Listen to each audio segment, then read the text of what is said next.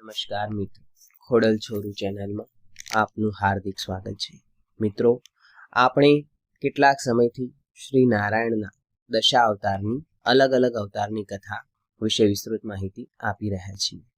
તો આજે આપણે શ્રી નારાયણના પરશુરામ અવતાર વિશેની વાત સાંભળીશું.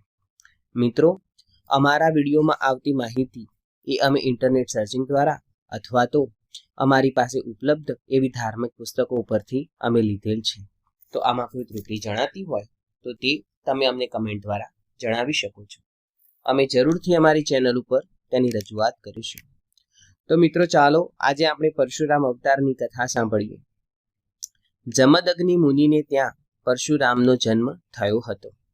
ભાઈઓમાં સૌથી નાના હતા. તેઓ વાસુદેવના અંશરૂપ હતા. હૈહય કુળનો ક્ષત્રિય રાજા સહસ્ત્રાર્જુન ગુરુ દત્તાત્રેયની કૃપાથી 1000 હાથ મેળવીને બળવાન બન્યો હતો. એક સમયે તે મુનિ જમદગ્નિના આશ્રમે આવી ચડ્યો.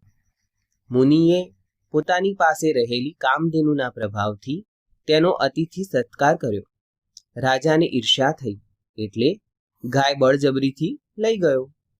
તેવામાં પરશુરામ જંગલમાંથી આશ્રમે આવ્યા અને સહસ્ત્રાર્જુનની દૃષ્ટતાની વાત જાણી કોપે ભરાઈને પાછળ દોડ્યા. એકલા હાથે સહસ્ત્રાર્જુનને પરાજય આપી તેનો વધ કર્યો અને કામધેનુને પાછી લાવ્યા.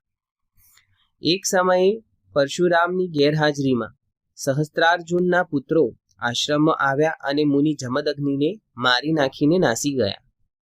પાછા આવીને પરશુરામે વિલાપ કરતી માતાને જોઈ ક્ષત્રિયોનો સંહાર કરવાનું નક્કી કર્યું. માહિષ્મતી નગરીમાં જઈને હૈહય કુળનો નાશ કર્યો. માતાએ દુઃખના આવેશથી 21 વાર છાતી કૂટી હતી. એટલે પરશુરામે 21 વાર પૃથ્વી પરથી ક્ષત્રિયોનો સંહાર કર્યો હતો.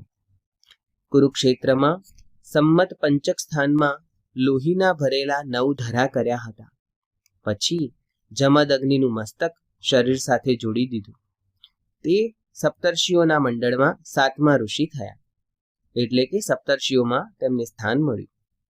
પરશુરામે પૃથ્વીને ભારરૂપ બ્રાહ્મણોની રક્ષા ન કરનારા અને રજોગુણોથી ઘેરાયેલા ક્ષત્રિયોનો નાશ કર્યો હતો. તેઓ ચિરંજીવી છે અને આજે પણ મહેન્દ્ર પર્વત ઉપર બિરાજે છે. તો મિત્રો, આ હતી શ્રી નારાયણના પરશુરામ અવતારની કથા. જો તમને આવી જ અવનવી વાર્તાઓ અને ઘટનાઓ સાંભળવામાં રસ હોય તો અમારી ચેનલને આજે જ સબસ્ક્રાઇબ કરો. જય ભોળાનાથ, જય પરશુરામ.